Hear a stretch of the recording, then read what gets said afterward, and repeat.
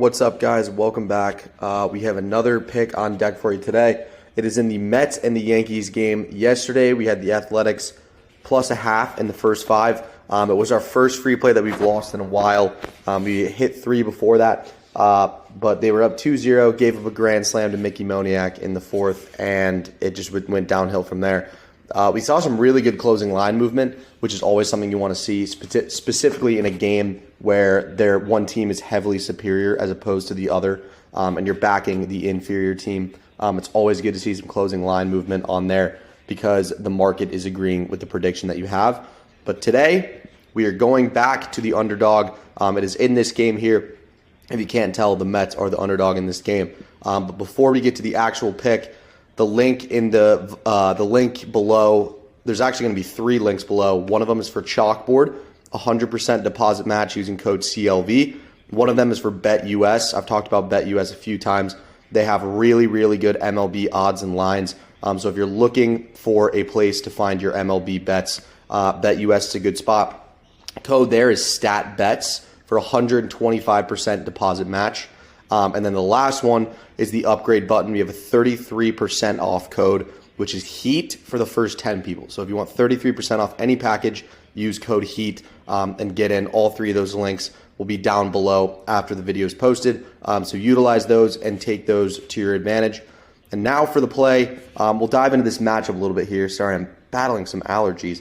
But the play is going to be the Mets plus 1.5. So the Mets on the run line, plus 1.5. You can find it. The best line for this is about minus 125. But as always, please shop around. I think the best line is on MGM last time I checked. But use all the books that you have access to in your location. Try to snag the best line for this one.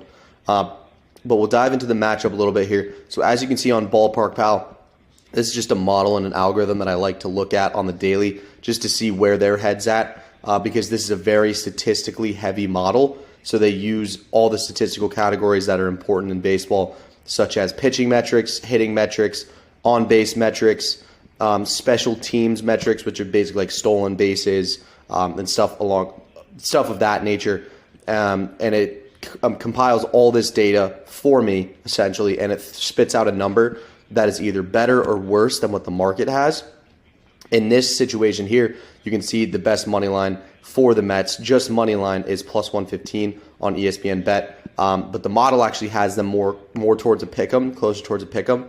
And we like this to see the model obviously have that 15% edge.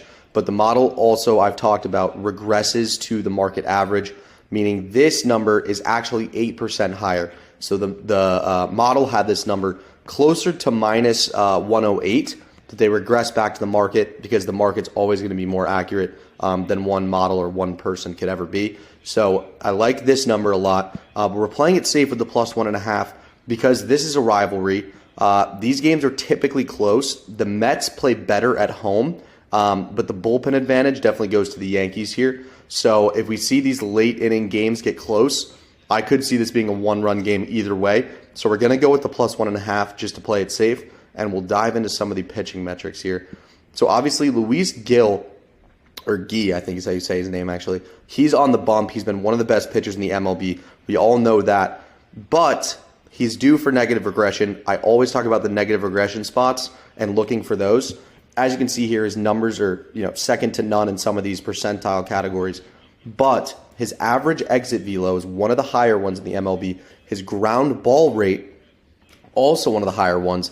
And his base on balls has been terrible. So he's been giving up a ton of free bases, hard hit baseballs, and a lot of them are ground balls, meaning they have more opportunities to find the gaps in the infield. If you're hitting hard fly balls, it's a higher chance that they're going to convert into outs. So these are 3 categories that I like a lot to see Guy do for negative regression. The Mets have also been playing very good baseball recently after the Grimace incident, I think is what they were calling it. But yeah, they've won, I think, 80% of their games since that, and they've just, their bats have been hot. Obviously, that has nothing to do with it. But the bats have been there. They've been making a lot of solid contact, and against a pitcher who gives up hard hit balls, I like this matchup a lot. And then we'll dive into the Mets lineup and their batters' statistical categories here. And as we can see, this extra base hits expected batting average category here, we can see a lot of these guys are actually due for an increase in their expected batting average. So obviously, I mean, some of these guys don't really play, but you know, Starling Marte, he's due to see a 22% increase in batting average. Francisco Lindor, he's due for a 30% increase. Brandon Nimmo, 30% increase. Vientos is down a little bit.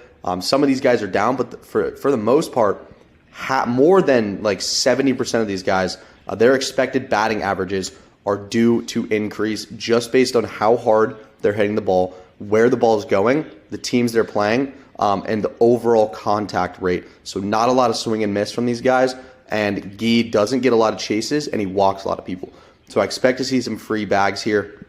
And then one last thing I want to touch on, like I said, this is going to be a brief one. But one thing with the Mets is they've won outright 11 of the 22 games when they've been plus 110 or better. So as an underdog of plus 110 or better, they've won 11 of 22 games, which is an implied win probability of 50%. Yet this line is at plus 120. So this is also ultimately just a season-backed positive ROI system that goes back to the beginning of this year for the Mets when they're underdogs, and this doesn't even include at home. At home, they're better than this. Their implied win percentage is 50% when you see a money line that's like this or better. Today fits that category. But once again, going to be playing it safe with the plus 1.5. That is your free play today. Let's get a winner under our belt, and I will probably see you guys tomorrow for another one. Best luck as always. See ya.